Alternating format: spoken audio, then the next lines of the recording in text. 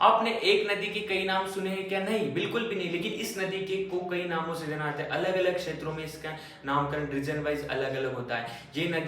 ये नदी का ओरिजिन होता है हमारे हिमालय के उत्तर में, कैलाश पर्वत के भी उत्तर में मानसरोवर लेक है, वहां से इस नदी का उगम होता है। कुल 2900 किलोमीटर की क्षमता की लंबाई की ये नदी है, जो कि मानसरोवर लेक से निकलते हुए नामचा बरवा को पार करते हुए एक यू टर्न बनाकर अरुणाचल प्रदेश में पहुंचती। अरुणाचल प्रदेश में पहुंचने के बाद इसको सियांग के नाम से जाना आता है। वहां से आगे चलकर ये असम वैली में पहुंचती, जहां पर इसको दिबांग के नाम से जाना आता है। लेकिन दिबांग और लोहित नदी जब आपस में मिलती है तो शिलांग प्लेटू के ऊपर इसको ब्रह्मपुत्र का नाम दिया जाता है। यही ब्रह्मपुत्र रिवर जब आगे जाती है बांग्लादेश में तो इसको जमुना का नाम दिया जाता है। अब मैं आपको बताना चाहता हूं कि टोटल 2900 किलोमीटर की जो लंबाई वाली ब्रह्मपुत्र नदी है, केवल भारत में 916 किलोमीटर का ही इसका फ्लो है। लेकिन सबसे ज्यादा नॉर्थर्न ईस्ट की जो भी जीवनदायी नदी है इसको माना जाता है, क्योंकि फॉरेस्ट कवर का 55.48% इसने कवर किया हुआ है। फॉरेस्ट एरिया को बढ़ाने में सबसे ज्यादा योगदान इसी रिवर का है।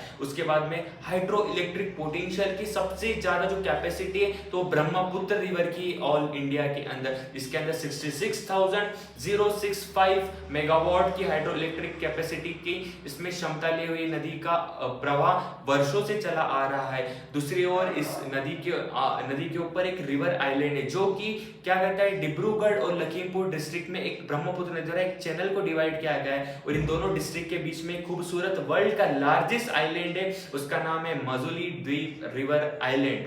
ओके, उसके बाद में थर्ड जो थिंग है इस रिवर के ऊपर सबसे इंपॉर्टेंट है कि 3 नेशनल पार्क और बायो रिजर्व मौजूद है। सबसे पहले डिब्रू साइखोवा नेशनल पार्क जो कि अरुणाचल प्रदेश में मौजूद है।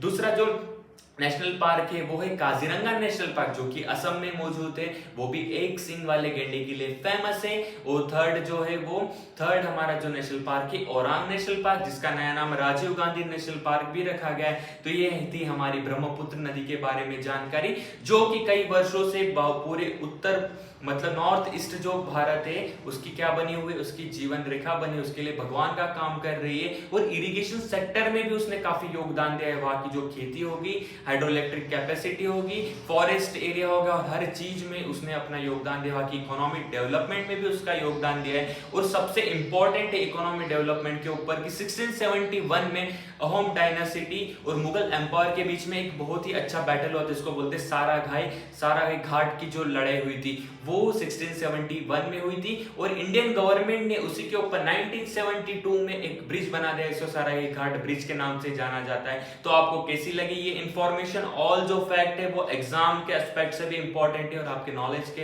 एस्पेक्ट से भी इंपॉर्टेंट है। Okay, thanks for watching. Like, share and subscribe my channel.